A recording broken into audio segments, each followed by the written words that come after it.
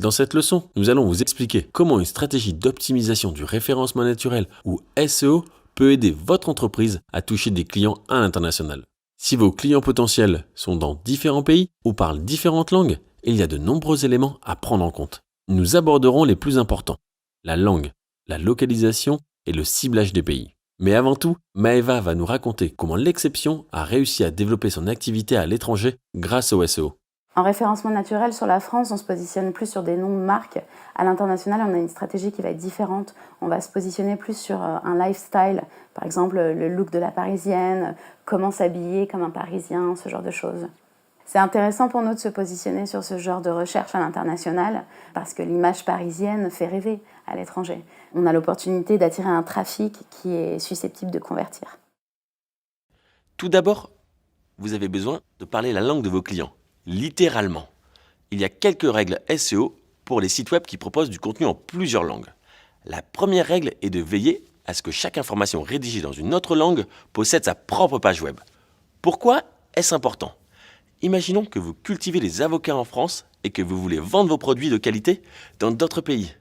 Grâce aux technologies de conception web, on peut avoir un contenu en langue française sur une page web, par exemple www.exemple.fr/avocat.html, et permettre aux visiteurs de cliquer sur un bouton pour afficher la même page rédigée en anglais.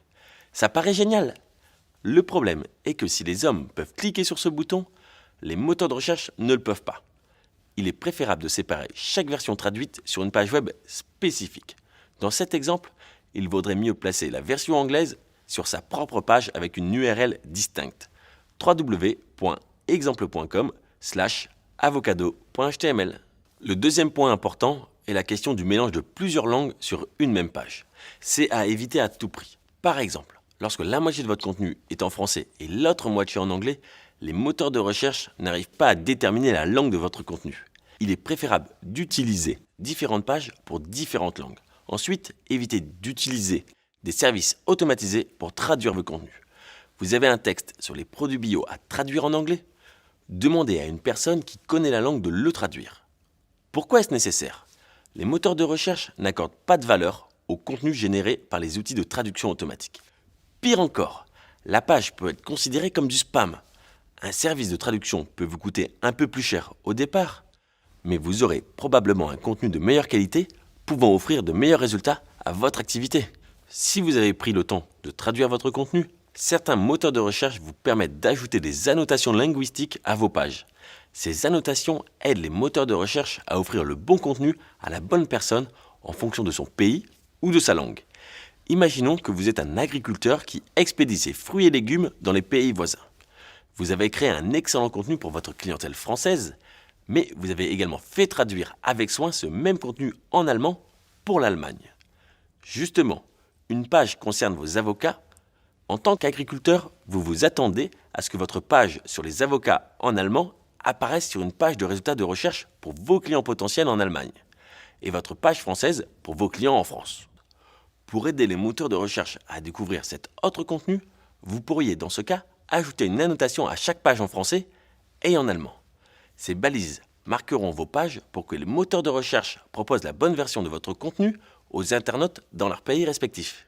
Lorsque vous approfondirez vos connaissances sur les annotations, vous verrez qu'elles peuvent être d'excellents outils pour des configurations multilingues et multinationales plus avancées. Nous avons abordé certains des aspects structurels liés à l'ajout de différentes langues à votre site web, mais même si vous n'ajoutez pas plusieurs langues, il y a d'autres points à prendre en compte pour vos clients situés dans différents pays et marchés. Commencez par penser aux informations qui peuvent leur être utiles. Avez-vous besoin de donner les prix des différents produits dans différentes devises ? Est-ce que vos clients étrangers potentiels utilisent un autre système de mesure, métrique, impérial ? Est-ce qu'ils pèsent les avocats en kilos ou en livres ? Avez-vous ajouté votre adresse complète et un indicatif téléphonique français pour qu'ils puissent vous contacter ? Devez-vous mentionner vos horaires d'ouverture dans différents fuseaux horaires ? Ce sont des petites choses que vous pouvez faire pour que votre site soit utile à des clients potentiels dans différents pays. Ce sont aussi des signaux pour aider les moteurs de recherche à comprendre que votre contenu est pertinent pour les marchés internationaux. Au-delà de la langue et de la localisation, vous pouvez aider les moteurs de recherche à comprendre le pays ou les pays que vous ciblez. Par exemple, si votre site web a un domaine de premier niveau national en anglais Country Code Top Level Domain ou CCTLD, cela laisse fortement supposer que votre site cible un pays spécifique. Un exemple d'un site en France avec un CCTLD serait www.fermavocat.fr. Pour l'Espagne, le même site serait www.fincaaguacate.es. Et si ce n'est pas le cas, que se passe-t-il si vous avez un nom de domaine générique comme www.exemple.com? Les moteurs de recherche peuvent utiliser un certain nombre de facteurs, y compris l'endroit où votre site est hébergé, son adresse IP et des informations sur vos pages web.